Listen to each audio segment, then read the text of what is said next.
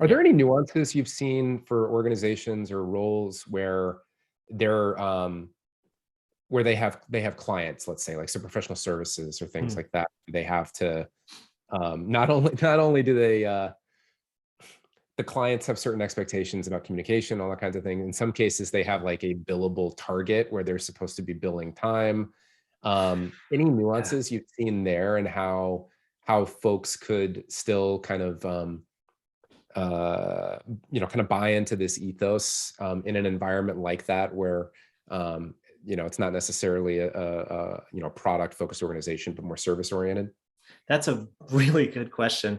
I don't know that I have a great answer for this. I know that like it's been a constant friction point for us product wise for the life of the business. Like we get a certain amount of our users sign up because they really want to kind of feed into their freelance hour tracking software, either as like a team or individual for billing and stuff like that, right?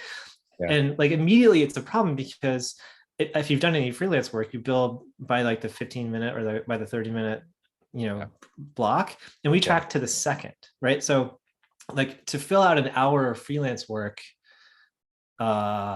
if you look at that hour, you're gonna maybe have gotten to 38 or 42 minutes of actual work.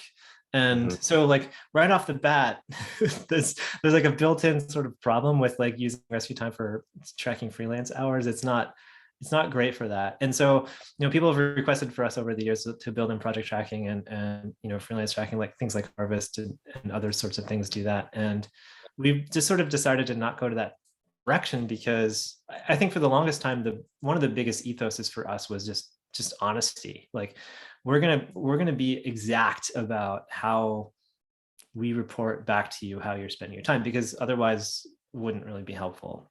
Yeah. And and then so there's like a fundamental incompatibility with that with freelance work. So I mean, I think if I were to say like how do we help freelancers, I think we help freelancers less about like being able to track how many hours they spend on projects, but we do have resolution into things like document titles and file names and things like that you can sort of like use to get a sense for like how your projects were broken down during the week.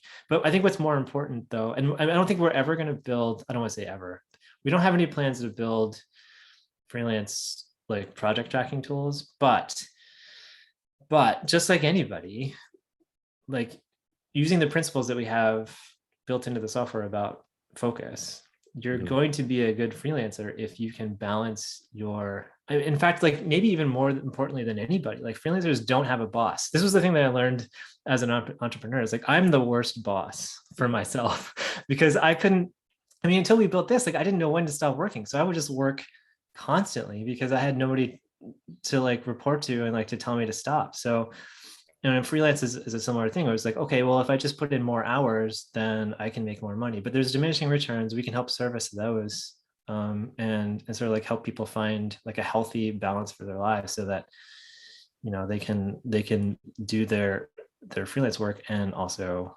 live a productive life on their own outside of work.